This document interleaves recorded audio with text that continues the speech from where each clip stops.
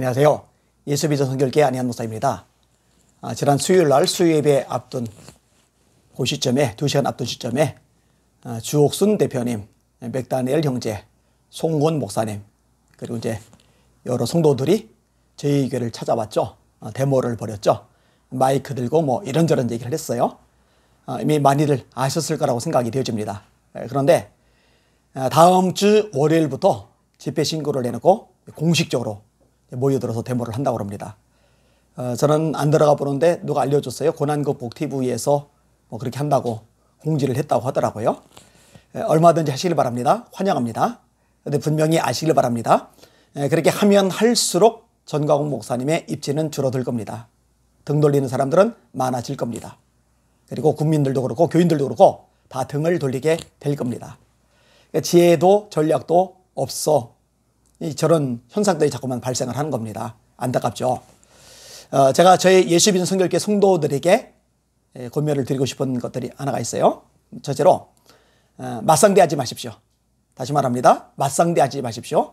욕하지도 마시고 반말하지도 마시고 째려보지도 마시고 밀치는 건 더더욱 안 되고 그냥 무관심으로 일관하시길 바랍니다. 그리고 마음속으로 기도를 해주세요. 하나님, 저 영혼들 불쌍히 여겨주세요. 미혹에서 벗어나게 해주세요. 하나님의 말씀으로 돌아가게 해주세요. 하나님의 교회를 짓밟는 행위가 얼마나 두렵고 무서운 것인지 깨닫게 하시고 회개하게 해주세요. 이렇게 기도만 해 주시길 바랍니다. 저는 우리 성도들이 부딪히는 거 손톱만큼도 원하지 않습니다. 절대로 말싸움도 하지 마세요. 상대하지 말고 그냥 내버려 두시길 바랍니다.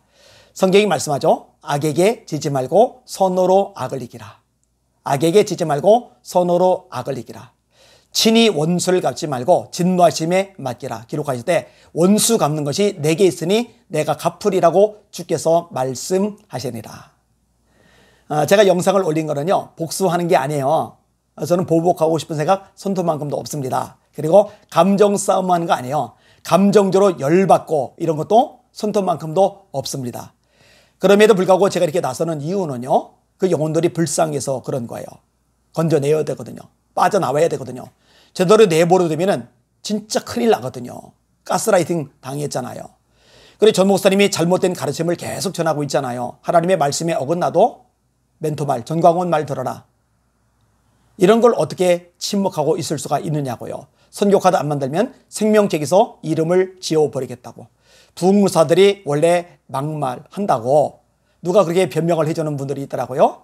말도 안 되는 소리입니다. 부흥무사들이 그렇게 막말하면은 그거는 퇴출시켜야죠. 영혼들 망가뜨리니까요. 어떤 분은 이렇게 말을 해요. 옛날에는 인터넷이 없어서 유튜브가 안 되기 때문에 부흥무사들이 그렇게 막말을 했어도 드러나지 않고 묻혀서 지나갔지만 지금은 인터넷이 발달한 덕분에 유튜브가 활성화된 덕분에 이런 것들이 드러나는 것뿐이라고. 그럼 제가 이렇게 물어볼게요. 옛날에 도둑질하고 사기치고 이건 잘 안 드러났어요. 근데 지금은 이제 CCTV 때문에 이게 잘 잡혀요. 또 인터넷 때문에 잘 퍼져요. 그러면 옛날에 인터넷 발달하지 않았을 때 유튜브 발달하지 않았을 때 그때 저질렀던 도둑질은 사기는 죄가 아닌 게 되나요? 아니죠. 그것도 죄입니다.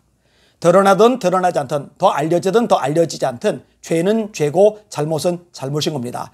옛날 부흥사들이 그렇게 했다면 그 부흥사들도 잘못된 거예요. 그 부흥사들도 심판받아 마땅한 거예요. 그 부흥사들 추종하는 사람들도 불쌍하고 비참한 거고 가스라이팅된 가련한 영혼들인 거죠.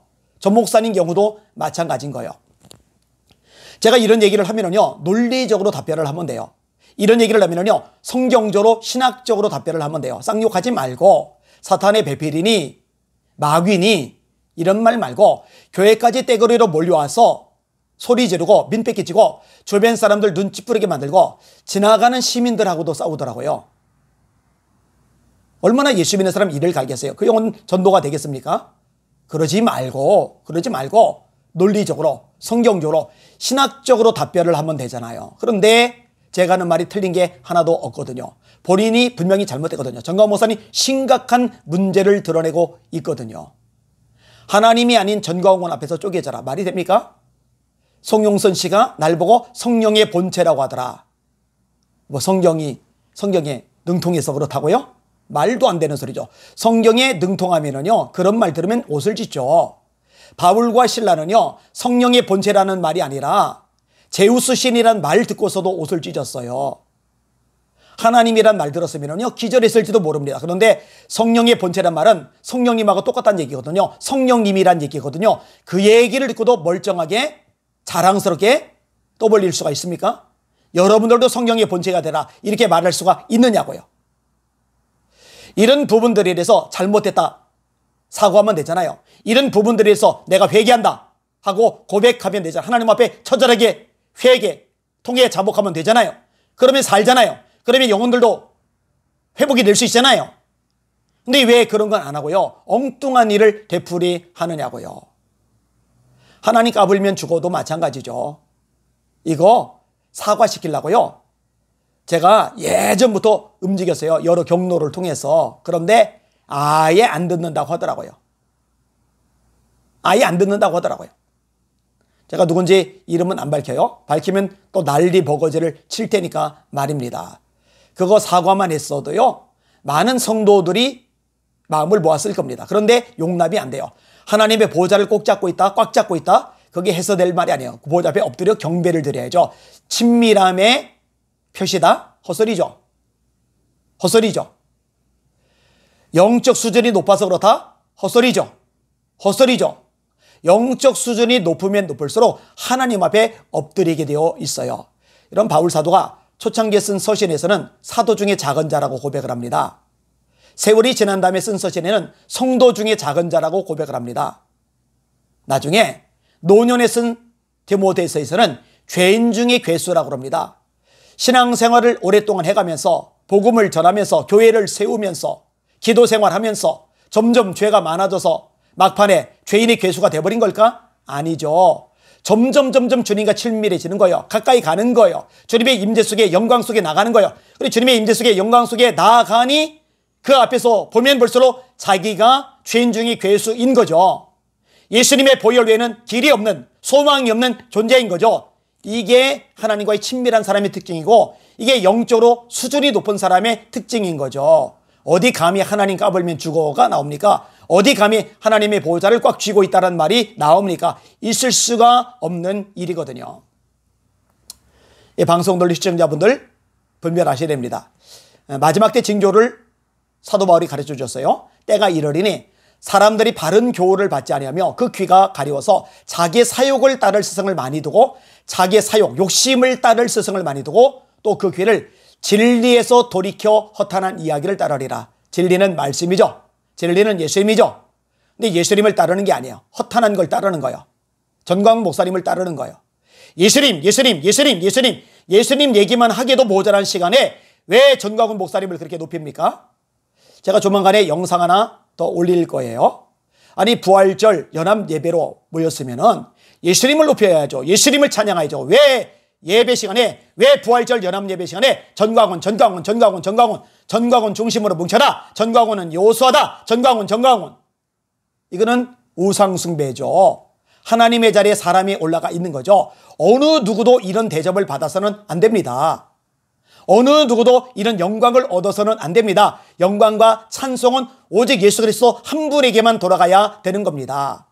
여러분, 예수님이 제자들 가르치세요. 너희는 이 일을 다 행한 후에 말하기를. 못한 게 아니에요. 완벽하게 잘한 거예요.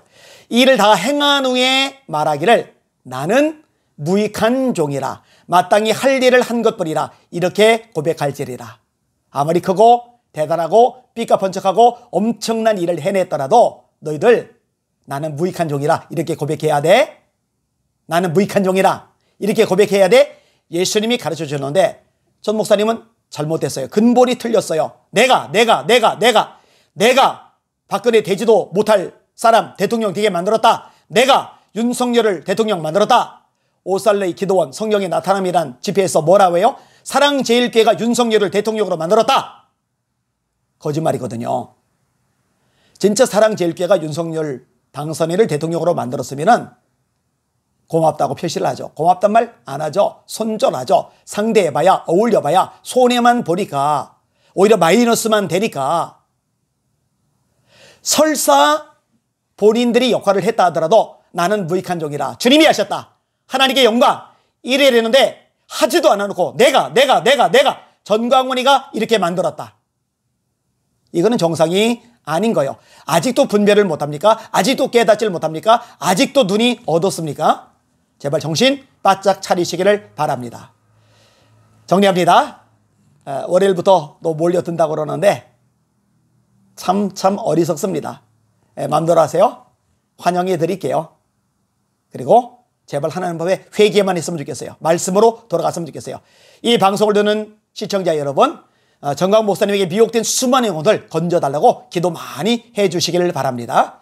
이거 주님이 기뻐하실 기도일 것입니다. 주님만 바라봅시다. 주님만 의지합시다. 날마다 전진하고 승리합시다. 할렐루야.